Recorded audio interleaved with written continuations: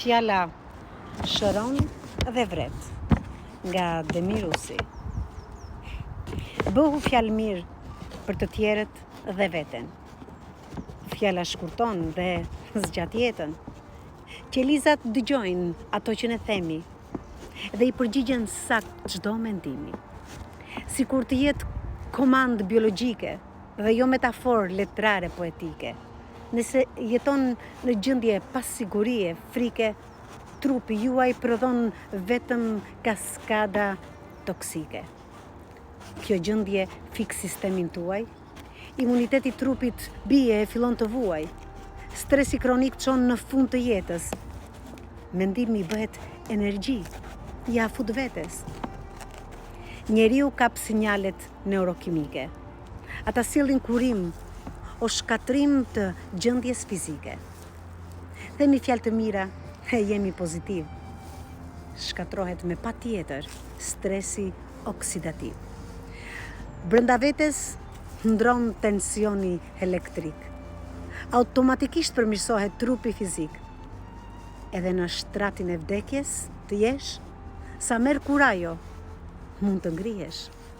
Po dhe mjedisi ku je shumë ka të bëj. Çdo fjalë që del mund të elektrizoj. Shërimi dhe papritur vjen. Në raste ekstreme, kur takon vdekjen. Trupi kalon në modalitetin mbijetesës dhe ikën papritmas kthetrave të vdekjes. Farmacia brenda vetes së trupi vepron. Kur ti vet e çdo kush afër teje mirë mendon. Ka prova të fuqisë së mendjes. Dhimbjet akute shkojnë drejt zhdukjes. Dhe unë kam patur raste me fundin afruar. Fragmente të sekondës më kanë shpëtuar. Fuqia e mendjes dhe ajo e shpirtit normalizuan veprimet, qelizat e jetës. Dhe një tjetër rast të një miku, mjek në profesion. Kolegët i thanë 3 muaj vetëm jeton. Dhe në Itali po të njëjtën përgjigje.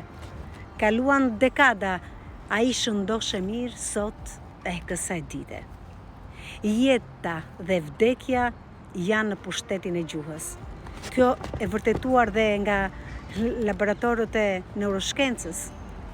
Qelizat tuaja ju dëgjojnë kur flisni me veten. Ndikimin toksik marrin për ekzistencën. Vetë ke në dorë, që të mbjellësh, do korrësh. Ndrysho dialogun me veten dhe dëshohësh. Ne nuk jemi makina drejtuar nga rastësia, por organizma qeverisur nga fuqia. Fuqia e gjuhës nuk është çështje psikologjike, por komand që vendos cilësinë biofizike.